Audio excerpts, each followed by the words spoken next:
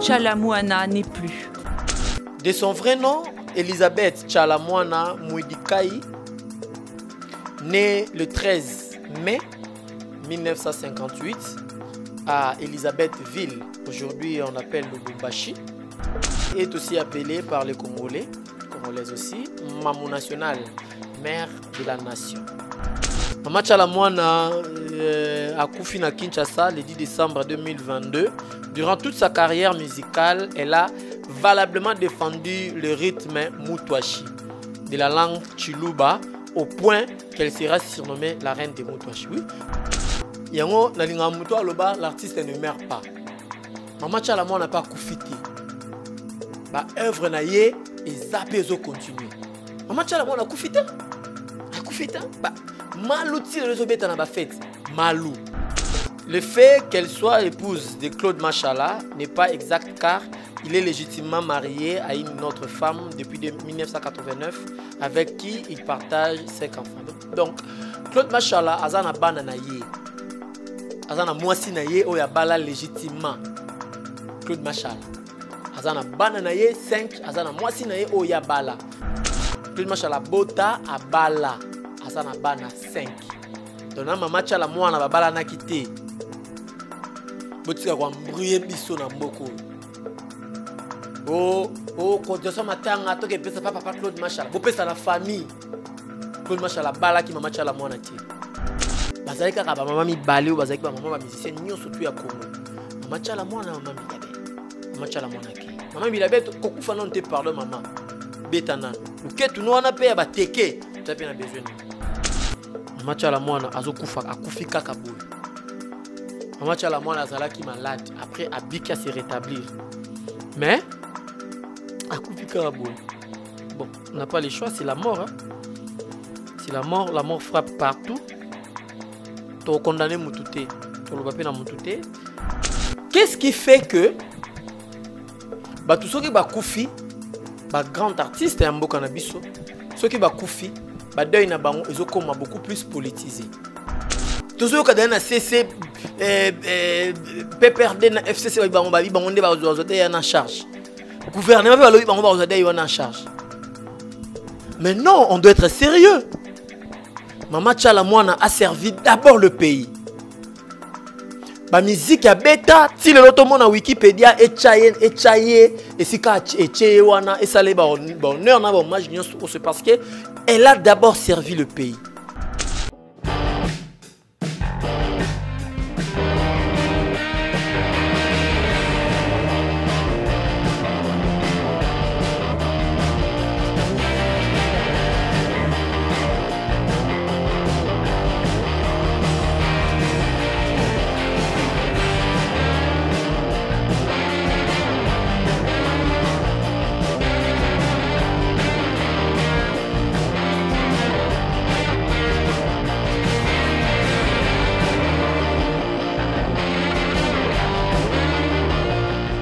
Nous sommes une chaîne d'information, nous sommes une chaîne de connaissances, nous sommes une chaîne qui transmet aussi la connaissance aux gens. Nous ne sommes pas seulement une chaîne politique, mais nous sommes vraiment une chaîne qui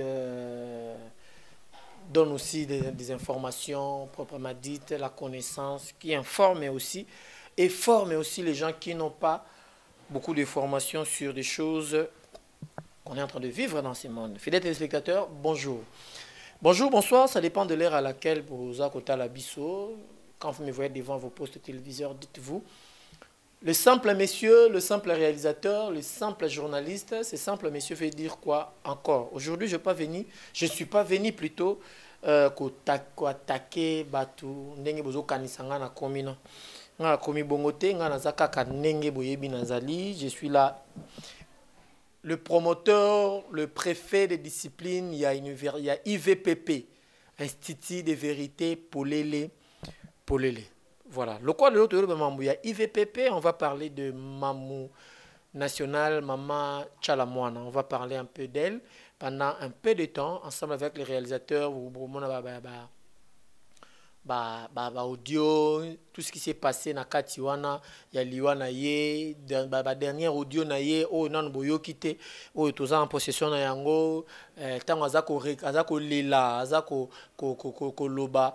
On a pensé na loba ngo boyo kango bino moko tout au long de l'émission, mais na ba audio oh tous en ango, oh tous balancer les bino lelo, il y a maman national, dans les 30-40 minutes avant Liwana ye. À lobby makambo azali na téléphone anda otinda audio na WhatsApp koloba makambo est vraiment très choquant, très touchant pour na yezala qui comme à se défouler pour atika mokili na kimia ezamo comme maloba oyo je vous dis ça fait très mal, ça fait vraiment très mal. Comment on a montoyé biki azomona amoni liwa amoni ke nazo kende ko kufa natika maloba oyo pa ya bato donc atiki maloba alobi pona Claude Machala alobi pona PPRD alobi pona Nzembo asalaki pona Félix Antoine Tshisekedi Chilombo alobi na Chiluba alobi na Lingala donc bon lokola kaka biso toza ba journaliste d'investigation quoi toza ba journaliste engagé. Comme nous sommes là pour chercher l'information, traiter l'information, diffuser l'information, mais qui était Maman Tchalamouana? De son vrai nom, Elisabeth Tchalamouana Mouidikai, née le 13 mai 1958 à Elisabethville, aujourd'hui on appelle Lubumbashi, na Congo. La République démocratique du Congo. Maman Tchalamouana a koufi le 10 décembre 2022 à Kinshasa. Elle était une chanteuse, danseuse, productrice, actrice et femme politique congolaise, originaire du Kasaï occidental. Maman Tchalamouana, elle était célèbre pour avoir modernisé et donné ses lettres de noblesse au folklore du peuple Luba, les Moutouaches, dont l'origine remonte probablement au Moyen-Âge, surnommée Reine des Moutouaches. Maman Tchalamouana est aussi appelée par les Congolais, Congolaises aussi, Mamou nationale, mère de la nation. Biographie famille naïe, Tchalamouana, deuxième d'une famille de 10 enfants et la fille, elle est la fille de Amadeus Mouidikai, militaire. Papa nae Amadeus Mouidikai. Papa nae Akufa. Azalaki militaire. Maman nae Izalaki Alphonsine Bambiwa Tumba, mère au foyer. En 1964, à peine âgée de 6 ans, elle perd son père, assassiné à Ouacha par les maquisards. Il est liste pendant la guerre du Katanga. Elle est élevée par sa mère qui décède en 2005. Dans le moment où Tchalamouana Azalaki, orpheline de père depuis 1964. Donc, depuis 1964, a Koufelari papa et a beaucoup amikara pa ya maman a beaucoup lié, maman a tangisi ba classe. Ti na 2005, maman a yeko Koufa. S'étant toujours montrée discrète sur sa vie privée, la rumeur lui est prêtée plusieurs relations, notamment avec l'ancien président Laurent Désiré Kabila. On a besoin de ce hein? Que Maman Tchalamouana, comment qui, moi si pe à musée Laurent Désiré Kabila. Toyo Kango. Ils ont biloko et l'Obama pena. Yango Congo na ba radio trottoir. Congo. Batu ba ota poto ba ya awa ba ya oluka information. Ngala za la mutu ya sûr.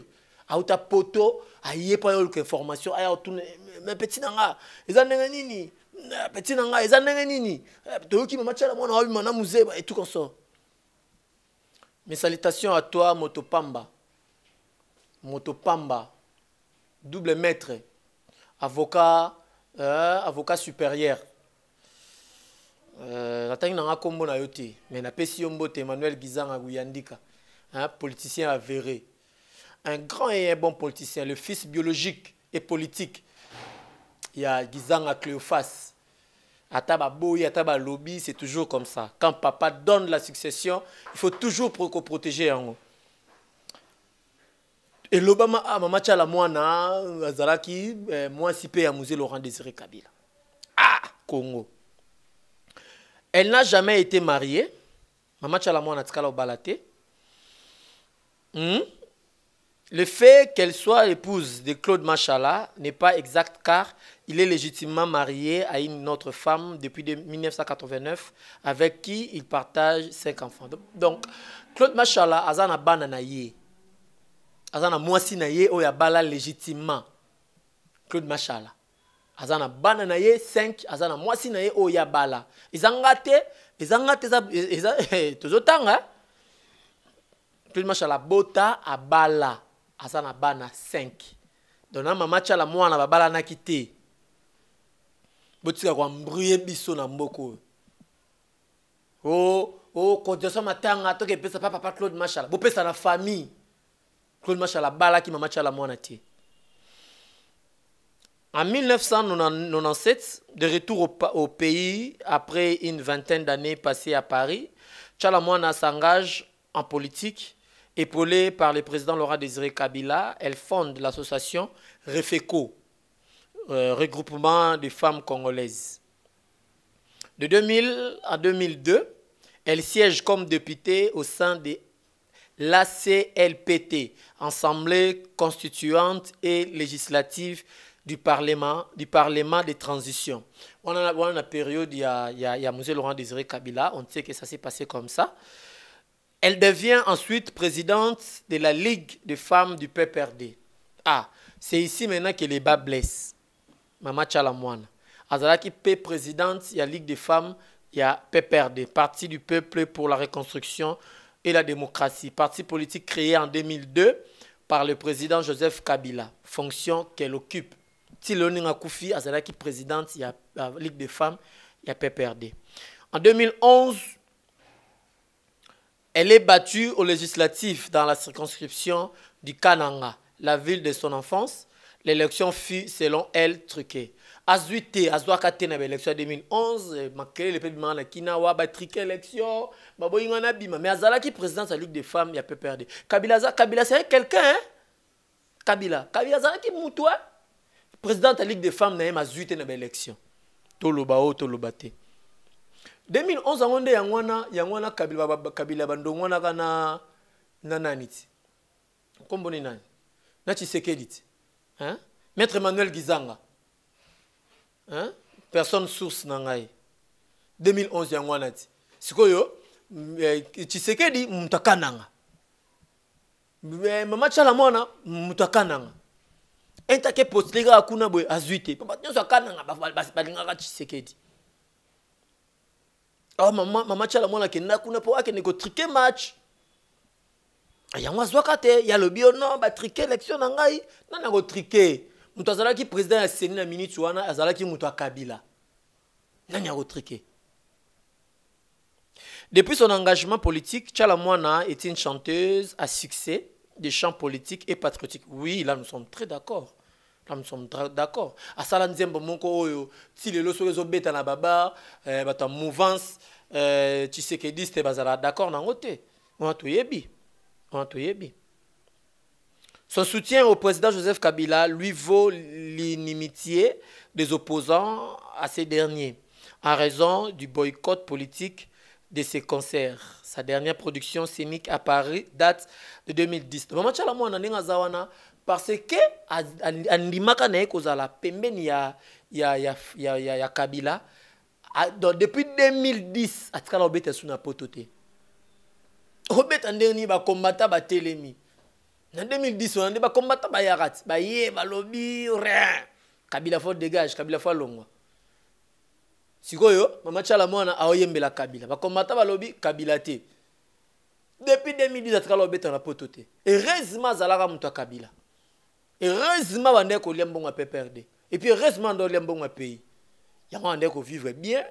Ah, selon les rumeurs, je ne confirme pas, mais selon les rumeurs, Tchalamwana a koufi locataire, non to le béli on a sous émission.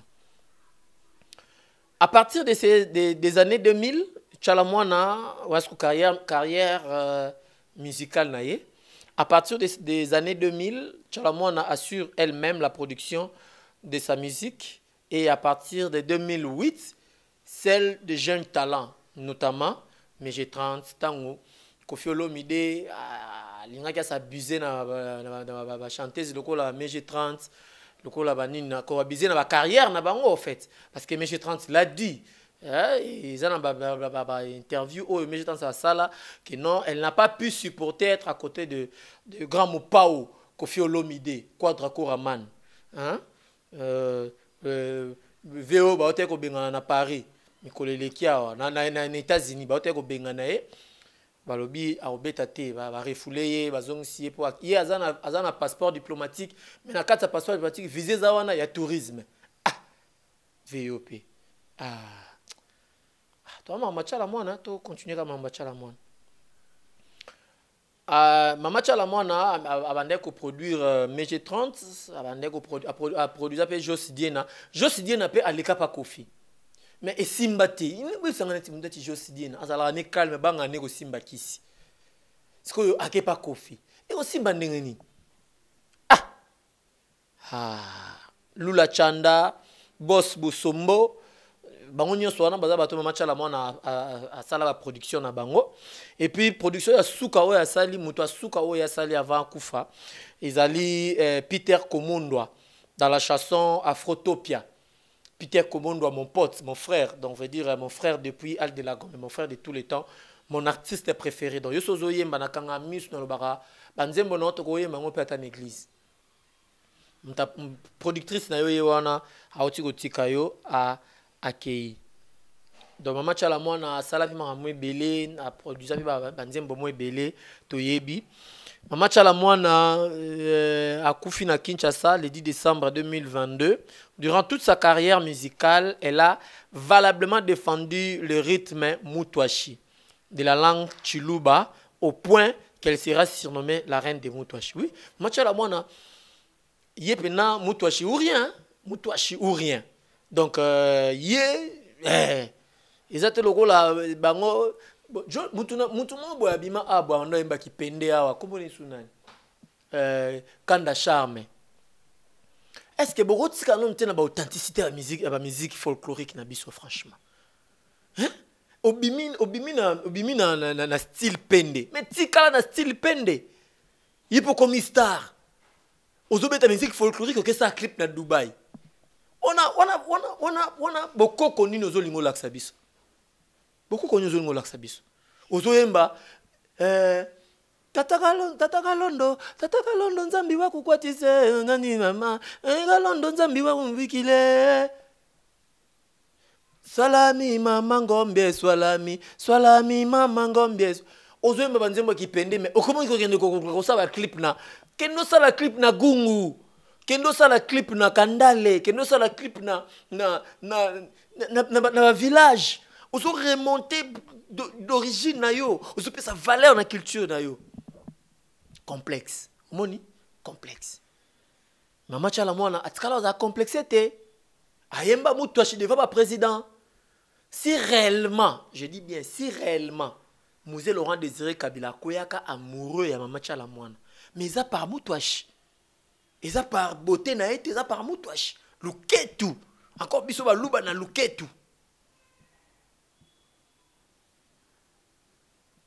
Madame Rose na Yolo, là où repose la confiance du chef. Na pesi wa big dédicace. Mama chala mwana abanda tala abeta na 1984 amisa banzembo lokola mbanda matière. Na 85, Kami Nasi, na Bali, et puis Mpokolo, na 87, La Divine, et Antidote, on est à Banzembo Far, na ye, album, pe Banzembo Far, na ye, ou Abimisa, na 88, Abimisa Munanga, et Bidwaya, na 89, The Best of Chalamwana, na 92, Abimisa Yombo, na 93, Abimisa Elako, na 1994, Abimisa Tambwe, na 1996, abimisa album kwa Mutwashi. Na 1997, abimisa Kachawaya. bozo ka batonante na biso baluba bo permettre nga naza moluba bo permettre nga boyo kanga kande bozo kanga naza moluba na 1996 abimisa ba mutuashi na 99 plutôt abimisa Pikapende ibeta fort na 2002 abimisa ba nzembo lokola dinanga na yo yembe abinanga elokao na 2003 abimisa malu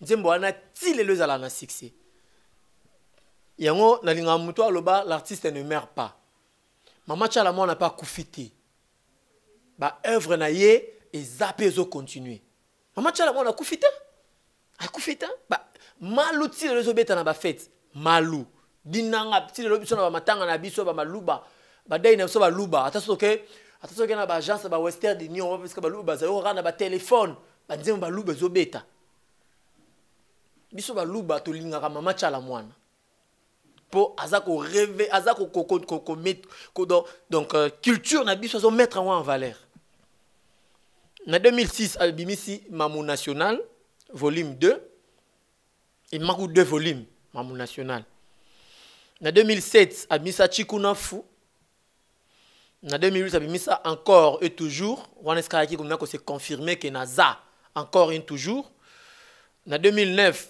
albimisa Sikila eza album ou yemba na MG30 tango ba MG30 ba longwe pa ya Gramo Pao les quadres Koraman le vieux Chamutuba Kata songa mbeli pour la ni ka ngai donc veut dire batu ka balinga ka ngai donc veut dire batu pon babundisa ka ngai donc veut dire ka ngande donc veut dire ba refouler nga na États-Unis donc veut dire ka ngande donc veut dire ba boya nga na beta na ba Paris donc ka ngande donc veut dire le vieux quadres Koraman topé si mbote siko ozali topesi pe mbote mingi na yo moto za kotala biso yo moto lingi osabone mozana ba doute te ko douter te totonga Congo ko douter te s'abonner ozala jamais déçu jamais déçu na 2013 ayo bimisa Vundula na 2015 Lunzenze non machala nzembo a Lunzenze na ebisi bino non tika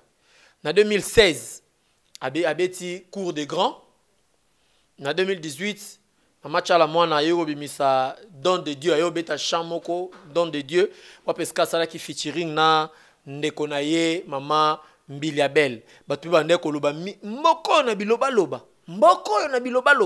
oh Mama Mbiliabel na Tchala Mwana bayoka na kate feta ba beta don de Dieu bango mibale bayemba bango mibale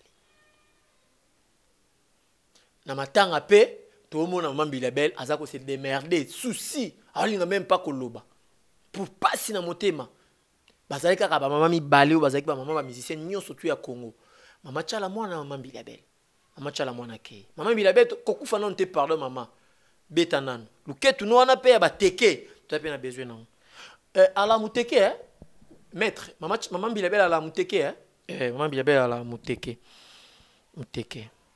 Je suis assisté par mon avocat principal, le maître avocat, patron, il y a Kaeli Entreprise. Donc voilà, c'est lui mon avocat. Donc, il est costaud et puissant. C'est lui, c'est l'avocat de la République. Il a défendre Congo na libanda mboka.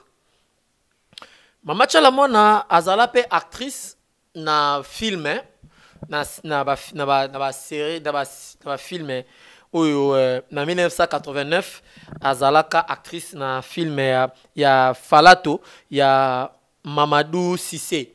Donc Mamadou Cissé azalaka film moko Falato na kata ya Falato wana Mama Tchala Mwana azalaka actrice na kati.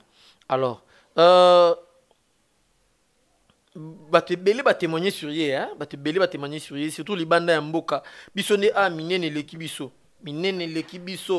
Christian Mampuya lobby dessiné on chateau Mama Tchala Mwana ise bena kotangela bino te biographie na eza vraiment ebele sikoyo to beta non masolo mukie par rapport ya bato yo bazolo bakeno Mama Tchala Mwana yena na Claude Machal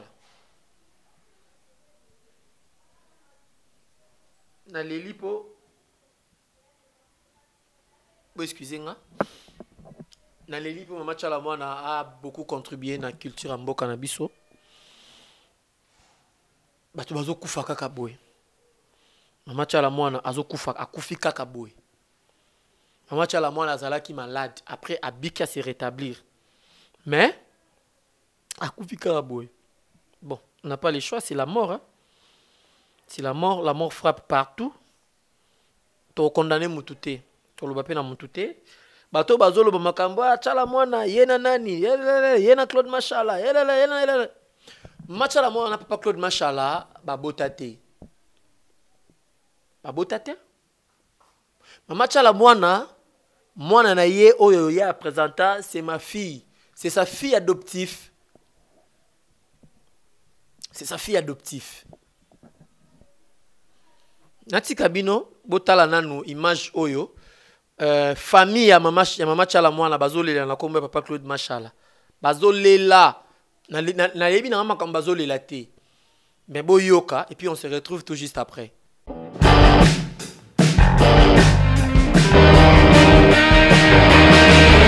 Bango te ya ko vanda ki Mario pa Chalamwana zela lelo bomi yo sepeli otengisi Chalamwana biloko nyonso to tikali ba pauvre likolo na yo Machala Claude Machala okosamba na mukilo yo jisi tanzambe ko sala bona yo akabana yo sundola bana bakotuna yo embo c'était bon nzambe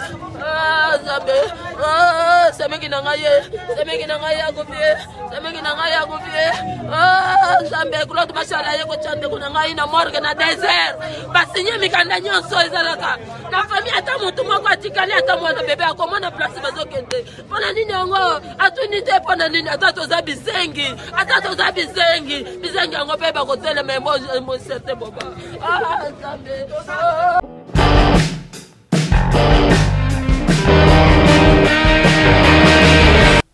Là, ça n'engage pas les simples messieurs. Hein? Là, ça n'engage pas Totonga Congo. Là, ça engage la famille qui est en train de pleurer. Ça engage vraiment la famille. Nous ne sommes pas là.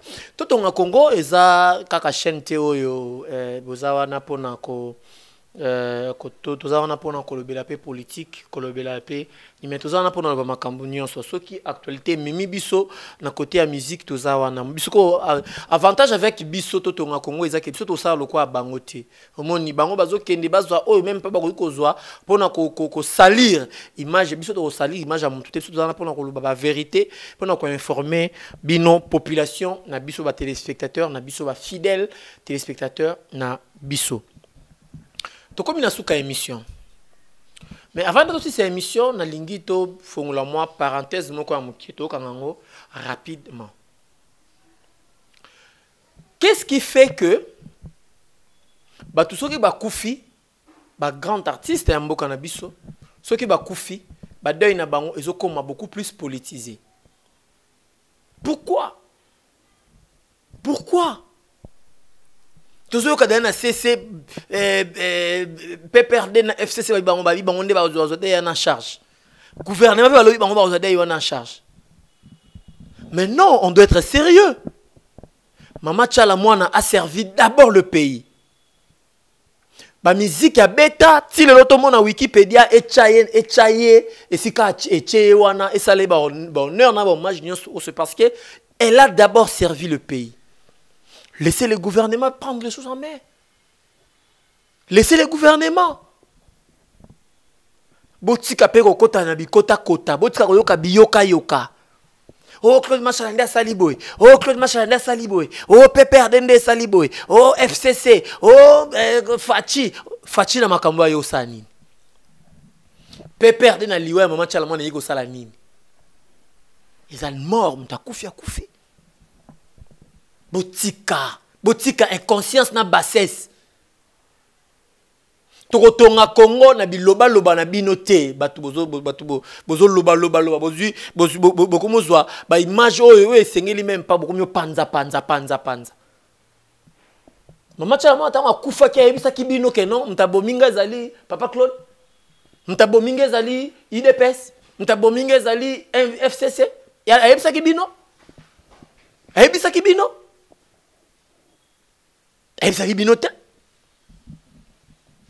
ayebisaki bino te. Depuis que je suis en train de parler, j'annonce que bino na début émission boyoka ba audio oyo mama atika kinalinga kina na ozela appel ya muto asola kina mama na ozela appel pona ngai pe na pekisaki ye na yebisaki ye ba audio wana kotinda yango te si réellement azanango pour biso ba koma biso omoni du fait ba numéro na biso eza na ba ya écran. N'importe qui commence à nous appeler pour nous dire c'est eux ils ont se pélissaé. Uvandi be mutabengi yo papa nalandaka yo na sepeli na yo nazana biloko moko wa na inga lengna na kabolango na yo eza papora liwe mama na ebisie ndeko zalana nous calme ko zala jitete ngana za pesu otindela nga yango te soko tindelinga seka ko tinda pe batu mususu zelanga na sala émission na chayo en duplex ne banda pe na obenga ye aoyambate donc si omenga simbi téléphone boy yende nazo benga aoyambate lokwa yoka ki na chayo en duplex ye moko aloba makambu na ye po e engager bisote parce que bisoto tonga Congo na état d'esprit to zala nango to diffusera n'importe quoi te to diffusera pas n'importe qui te parce que nous vous devons du respect biso to devoir bino respect. Tout ça na morale, tout ça na coaching. Et maman Rachel Ngoy pour nous dire que non, le simple journaliste n'est lutté par rapport à tout ce que tu es. Tu es beau, tu t'habilles bien, tu parles bien, tu es calme, tu es charismatique, tu es présentable, tu es un bon journaliste, tu es intelligent. Je ne veux pas que tu entres dans de sales besognes. Ce sont des choses, ce sont des paroles qui me restent là, qui me restent. Quand je vais passer devant la caméra pour vous servir, je suis beau, je m'habille bien, je suis présentable, je me sens aussi bien, je suis intelligent. Donc je ne peux pas entrer dans des sales besognes. Voilà pourquoi, même ma sanga, ma journée sur Internet, parce que je suis différent d'eux. Je suis différent d'eux. Le réalisateur n'a comme un habitat oyo, a comme si déjà chité. Ok. Mais ce qui est vrai, nous allons y revenir. J'entre encore en contact avec le monsieur par un autre numéro et je vais lui dire, écoute, moi j'ai du respect à mes téléspectateurs. Je veux que vous aussi, vous respectez mes téléspectateurs. Parce que j'avais déjà annoncé aux téléspectateurs que tu seras en duplex. Si réellement ce que tu as vient de dernier mot à défendre, nous pouvons bien l'écouter parce que ça va encore nous réconforter. Ça va nous repenser, surtout kanisa sous défense nabiso makasi mingi. Pensez pieuse na yo mutuzali kotala biso ya famille mama chala mwana nzambi wa lola wakubenisha. Botika la malamu.